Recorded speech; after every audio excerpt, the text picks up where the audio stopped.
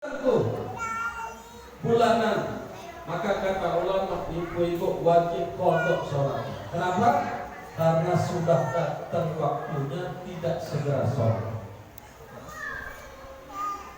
Maka ini penting, dan bapak-bapak mengingatkan perkara ini supaya istri kita, anak wanita kita ketika dengar azan berkumandang segera sholat, tinggalkan aktivitas. Kemudian amal wanita yang kedua adalah seorang wanita yang menjaga puasa di bulan Ramadan. Nah, bulan depan insya Allah Ramadan. Karena maaf ini, ya maaf ini. Kadang di jalan-jalan yang memang nggak mau puasa, alasannya datang bulan aja tuh. Kan laki-laki mah nggak tahu. Yang tahu suaminya balik. Ini sejak nggak puasa kok datang bulan. Minggu pertama, minggu kedua jajan lagi nggak puasa. Alasan. Dan ketiga nggak puasa, belum selesai. 1 bulan halangan. Ini halangan pahalangan 1 bulan. Hah? Bukan halangan itu, Pak. Maka itu ujian bagi wanita ketika bulan puasa. Kalau halangan mah jelas, kalau enggak sudah puasa. Tapi kalau puasa mah beda sama sholat tadi. Kalau sholat mah nggak ganti, nggak ada hukum mengkodoknya saja. Tapi kalau puasa harus diganti. Itu beda. Kemudian amal yang ketiga, seorang wanita yang akan masuk surga dengan mudah, 8 pintu surga masuk, boleh pilih mana saja. Yang ketiga adalah seorang wanita yang taat kepada suami. Ini nih, yang macam ini nih yang kadang-kadang berat ya. Kalau sholat insya Allah saya, kalau puasa rajin saya nggak. Kalau taat suami ya Allah. Wanita, bu, ibu-ibu sangat dianjurkan minta maaf kepada suami 1 hari 2 kali. Enak itu ya, enak. Manis juga. Gimana Pak? Ada yang minta maaf istrinya sehari 2 kali? Hah? Ada Pak? Manis juga rasanya itu. Belum ya? Bu, namanya lapis. belum pernah minta maaf sama suaminya? 1 hari 2 kali belum pernah. Kenapa? Mintanya apa mintanya? Duit. Kalau duit minta aja ya Pak. Hah? Harus itu mah. Emang ada kalimat apa? Ini kalimat sebenarnya nggak bagus sebenarnya. Cuma untuk bercandaan. Orang ras terkuat di dunia, penduduk paling kuat di dunia adalah wanita. Iya. Di kantor polisi ya Pak ya. Ada hormat sama pimpinan. Oh, hormat. Sampai rumah hormat sama istri. Enggak kalau di sini, enggak kalau emang enggak. Insyaallah. Kalau di sini juga enggak langsung. Minta maaf 2 kali, kapan minta maafnya? Kapan? Mau ketika suami mau berangkat kerja. Minta maaf sama suami, Pak. Wahai suamiku, atau punya panggilan apa, ayam beb dan terserah. Wahai kekasihku, wahai suamiku, sebelum pergi saya minta maaf dulu, ikhlaskan saya. Cium tangan, Masya Allah. Kenapa minta maaf sebelum suami kerja? Karena nggak tahu yang namanya umur. Tadi udah ngobrol lah kita ya, masa dulu. Walikulli ummatin ajal idza jaa ajaluhum la yastakhiruna sa'atan wa la yastaqdimun. Umur ini nggak bisa mundur, nggak bisa maju. Kalau sudah datang waktunya, nggak bisa apa-apa kita. Yang kita khawatirkan, bukan khawatir, maksudnya kita bersiap-siap. Kalau suami berangkat kerja sampai ternyata umurnya dipanggil oleh Allah, ibu-ibu dalam keadaan sudah dimaafkan oleh suami. Atau sebaliknya, bisa jadi suaminya berangkat kerja pulang sampai rumah, istrinya sudah meninggal dunia duluan, maka istrinya sudah dalam keadaan dimaafkan oleh suami. Insya Allah Pak ya, mulai besok ya. Mulai besok kalau suaminya berangkat kerja, minta maaf ya. Jangan minta duit terus. Cium tangan. Barang siapa yang mencium tangan suaminya, apalagi mengecup kening suaminya karena Allah, maka dapat pahala nyium Hajar Aswad. Di mana Hajar Aswad itu? Adanya di Mekah. Itulah keuntungan dari para istri. Yang kedua kapan? Kapan minta maafnya yang kedua? Ketika mau tidur, betul kok. Coba aku bisa tahu. Udah ya? Oh pagi belum pernah, kalau malam udah. Alhamdulillah. Sudah ada tuh kok bapak ini bilang-bilangin aja. Ini sudah ada dia. Minta maaf malam. Jadi tinggal ditambah pagi. Malam. Namanya siapa sih namanya? Namanya siapa? Ibu pernah dengar namanya Atikah radhiyallahu anha? Ada seorang sahabiah namanya Atikah radhiyallahu anha. Kata baginda Nabi SAW, wahai Fatimah, ada seorang wanita yang menjadi ahli surga, bahkan termasuk wanita yang awal-awal masuk surga, namanya Atikah radhiyallahu anha. Ini Siti Fatimah ini kan kita tahu Pak, Siti Fatimah, Sayyidatina Fatimah adalah menjadi ratunya bidadari di surga. Tetapi dapat kabar ada wanita ahli surga masuknya awal-awal. Itu orang terdahulu. Kalau dengar berita tentang orang soleh langsung datang. Maka Siti Fatimah walaupun sudah dijamin menjadi ratu bidadari surga, karena pengen tahu apa sih amal perempuan ini. Kok kata baginda Nabi, kata ayah saya, dia ini ahli surga. Datang Siti Fatimah. Ini pelajaran buat kita Pak, Ibu. Kalau ada berita-berita baik, misalnya ada satu keluarga itu ada yang anaknya jadi habis Quran, coba didatangin keluarganya. Kok bisa anaknya hafal Quran? Amalannya apa sih di rumah? Apa sih yang dibuat di rumah? Atau dengar satu keluarga ada yang meninggal dunia tapi mengucapkan kalimat La ilaha illallah husnul khatimah. Coba didatangin ke rumahnya. Ada apa? Amal apa yang dibuat? Kok bisa ayahnya, kok bisa keluarga kamu meninggal mengucapkan kalimat ini? Ini perlu dilakukan.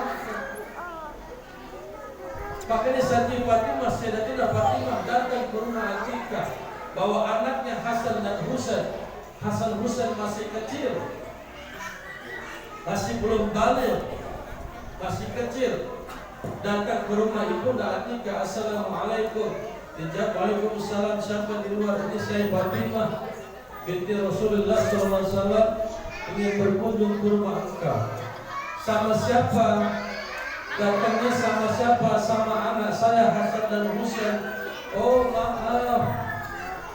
maaf, suami saya lagi nggak di rumah. Saya nggak berani memasukkan laki-laki masuk ke rumah. Kata Fatimah, ini mah masih kecil wahai ibu Atikah. Ini mah Hasan Husain masih kecil. Iya tapi saya nggak berani karena suami saya belum ada di rumah.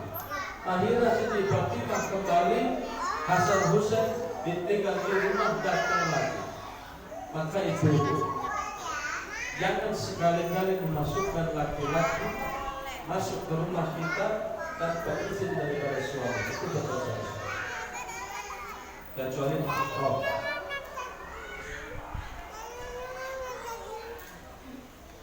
Sama juga Pak, jangan juga kita laki-laki memasukkan wanita ke rumah dari kita. Kebalikannya jangan menang sebelah. Ini mah yang laki-laki perempuan nggak boleh, laki-laki boleh, nggak boleh sama.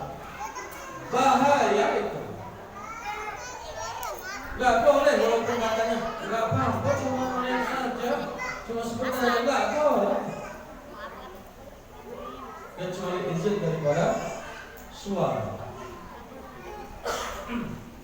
Datang lagi Siti Fatimah masuk ke rumah Ibunda Atikah, bicara-bicara ngobrol tentang agama, berita dari Rasul disampaikan, lagi enak-enak ngobrol. Atikah pamit di tuan rumah, bukan pamit keluar, bukan pamit dan obrolan. Wahai Siti Fatimah, saya ingin ini sebentar lagi nampaknya suami saya jamnya jam pulang ini. Kan ibu biasanya tahu jam suami pulang kan? Ya, kan ketahuan jam segini biasanya pulang gitu. Kecuali suami yang nggak jelas kapan pulangnya nggak tahu, laki saya mah nggak tahu kapan pulangnya, nggak jelas kok pulang. Kadang pulang, kadang enggak. Tahu-tahu ada di samping saya ngagetin. Ini mah jelas pulangnya. Maka Siti Fatimah melihat Atikah membuat persiapan ketika suaminya pulang. Di situ disiapkan sutra. Ibu tahu sutra ya? Sutra alas, tapi alas yang bersih, Bu. Jangan keset, kita harus di situ keset. Sutra yang bersih. Kemudian diletakkan minuman, diletakkan kain lap. Kemudian diletakkan cambuk di situ juga. Selesai persiapan nunggu suaminya pulang, Siti Fatimah bertanya, wahai Ibu Atikah, apakah yang kau lakukan ini?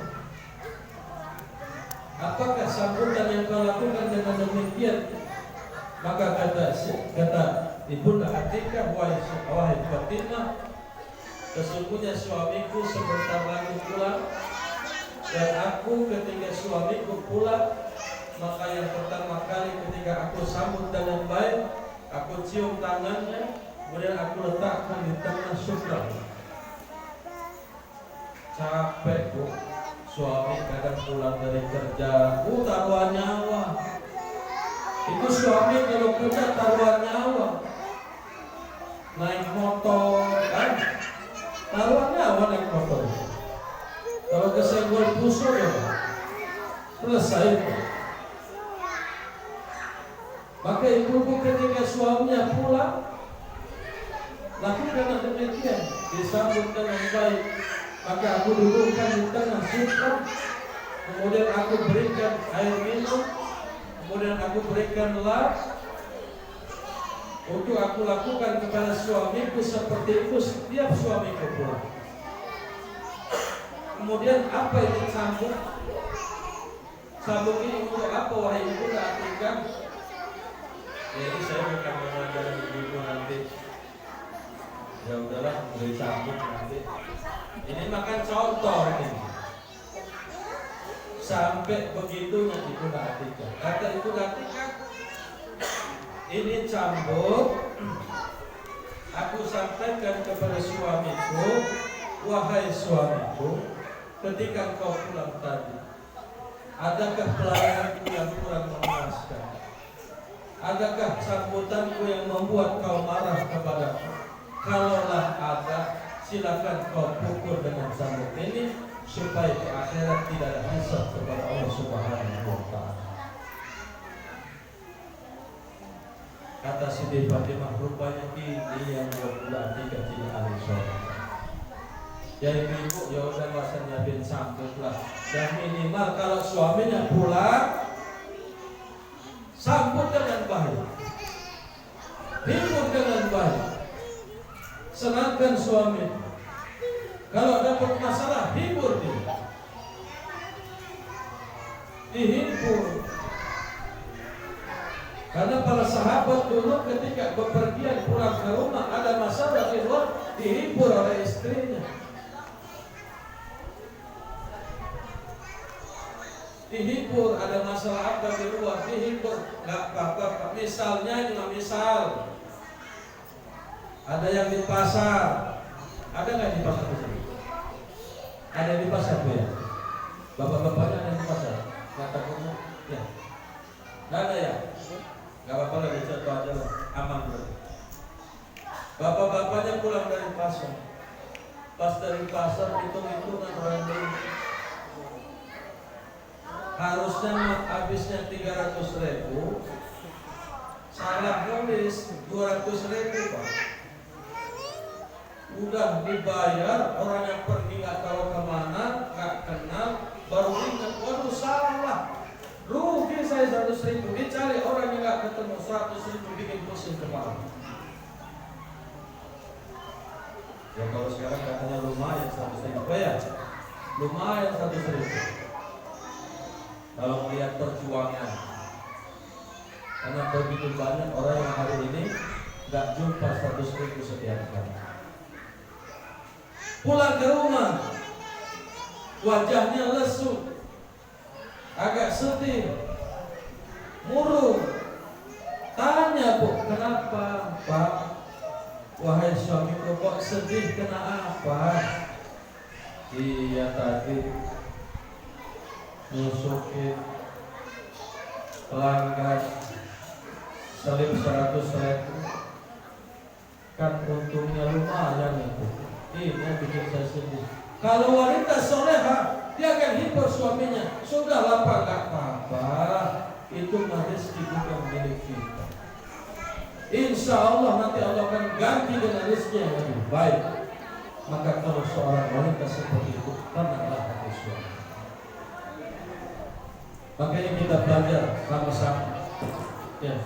Kemudian yang terakhir, seorang wanita yang menutup auratnya dengan betul, dengan sempurna. Ibu-ibu maaf, tapi perlu saya sampaikan. Pakai hijab jangan pas pengajian aja gitu. Pakai hijab jangan pengajian aja. Pakai hijab itu setiap waktu, jangan terlihat oleh orang yang bukan mahram. Ada tamu datang ke rumah kita bukan mahram, pakai hijab. Pakai hijab. Ya, jangan lagi pengajian makanya santriwati, barang sudah sampai rumah makanya pragawati, lepas semua. Maka ini bismillah. Kita sama-sama belajar. Bapak-bapak juga saya mengingatkan pribadi kepada saya, mulai sekarang atau sebelumnya sudah ada, mulai seterusnya kita pun sebagai laki-laki belajar memuliakan wanita.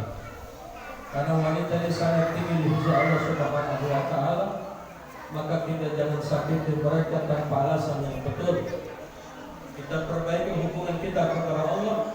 Mudah-mudahan Allah SWT perbaiki istri kita, anak kita, sehingga mereka jadi orang yang taat kepada Allah Subhanahu wa taala.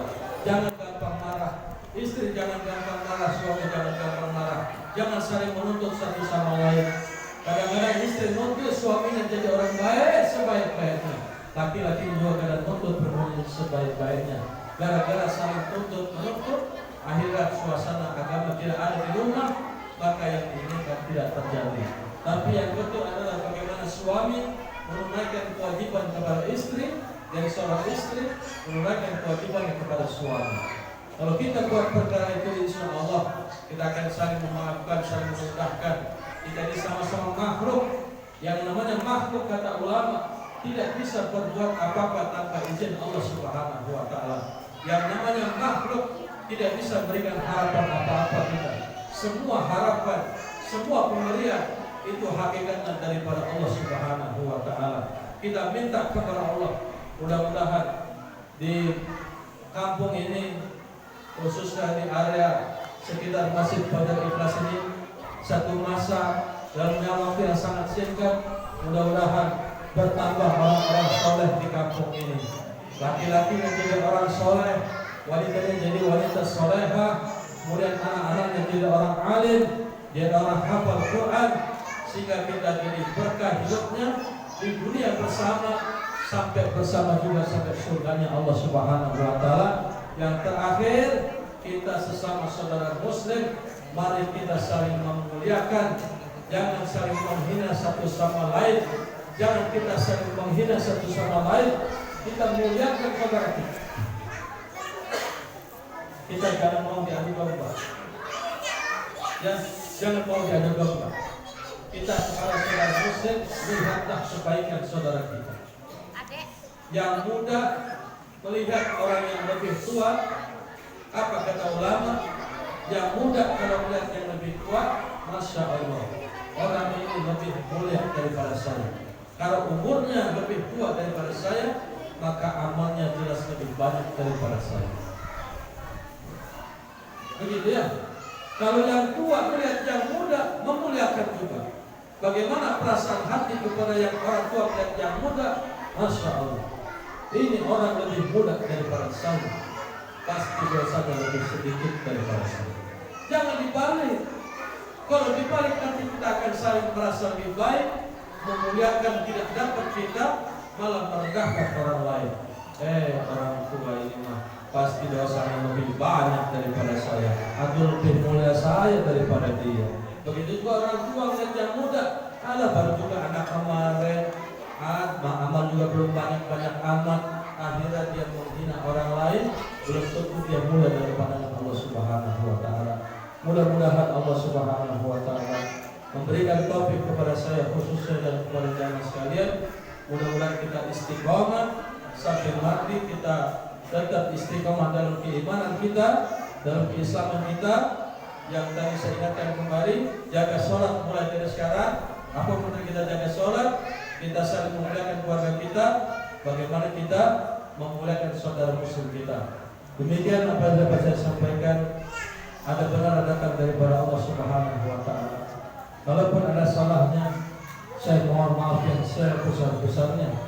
Ada baik datang daripada Allah, ada salah dari kebodohan saya pribadi. Kepada Allah saya mohon ampun, dan kepada jemaah saya mohon maaf yang seluas-luasnya. Kita akhiri dengan doa.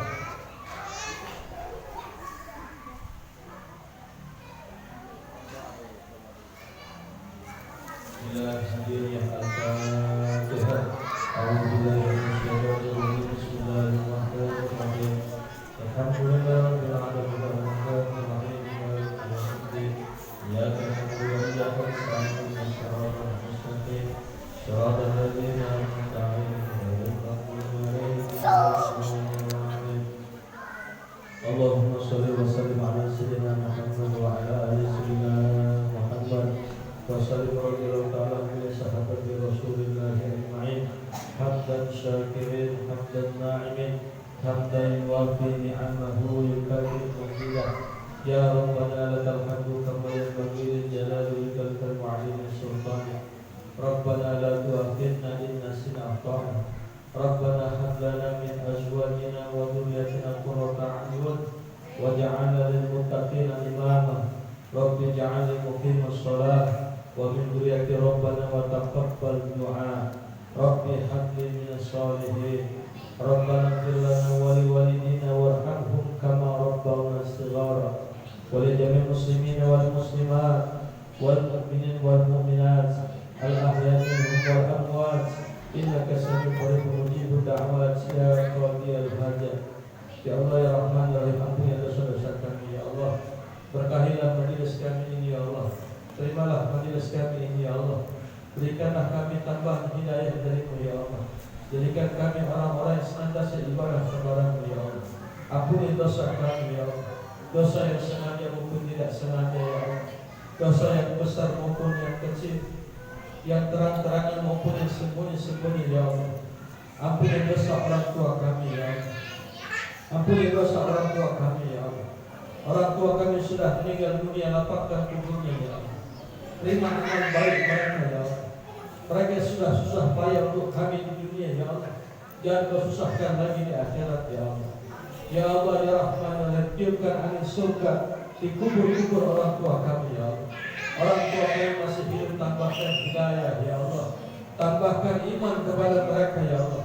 Jadikan akhir hidup orang tua kami husnul khatimah, membawa kalimah la ilaha illallah Muhammadur Rasulullah. Ya Allah, berkahilah hidup kami, berkahilah rumah tangga kami, ampuni dosa istri kami, ampuni dosa wanita-wanita kami, ampuni dosa laki-laki di kalangan kami. Ya Allah, mudahkan kami hidupkan agama di tengah-tengah keluarga kami. Jadikan kami orang-orang yang menjaga sholat. Ya Allah, jadikan anak-anak kami jadi anak-anak yang taat kepadamu ya Allah, menjadi alim-alim, menjadi da'i-da'iyah, menjadi hafidh-hafidhah. Ya Allah, selamatkan anak kami dari fitnah ini, selamatkan anak kami dari maksiat ya Allah ya Rahman ya Rahim. Ya Allah, sabarkan diri kami dalam urusan agama ini ya Allah. Ya Allah, sabarkan diri kami dalam urusan agama ya Allah. Ya Allah ya Rahman ya Rahim, berangkatkan kami ke Mekah Madinah ya Allah, untuk berangkat haji ataupun umrah ya Allah. Berangkatkan kami haji dan umrah ya Allah, sebelum memberangkatkan kami ke akhirat ya Allah. Ya Allah ya Rahman ya Rahim, sampaikan salam kami kepada baginda Nabi ya Allah. Sampaikan salam kami kepada baginda Nabi ya Allah. Terimalah kami sebagai umat ya Allah. Ya Allah ya Rahman ya Rahim, berkahilah majelis kami ini ya Allah. Berkahilah majelis kami ini ya Allah. Rabbana taqabbal minna innaka antas samiul alim wa tub 'alaina innaka antat tawwabur rahim. Rabbana atina fid dunya hasanah wa fil akhirati hasanah wa qina adzabannar. Wa sallallahu alaihi Muhammadin nabiyil ummi wa ala alihi wa sahbihi wa baraka wa sallam. Subhana rabbika rabbil izzati 'amma yasifun wa salamun 'alal mursalin walhamdulillahi rabbil alamin. Assalamualaikum warahmatullahi wabarakatuh. Waalaikumsalam warahmatullahi wabarakatuh.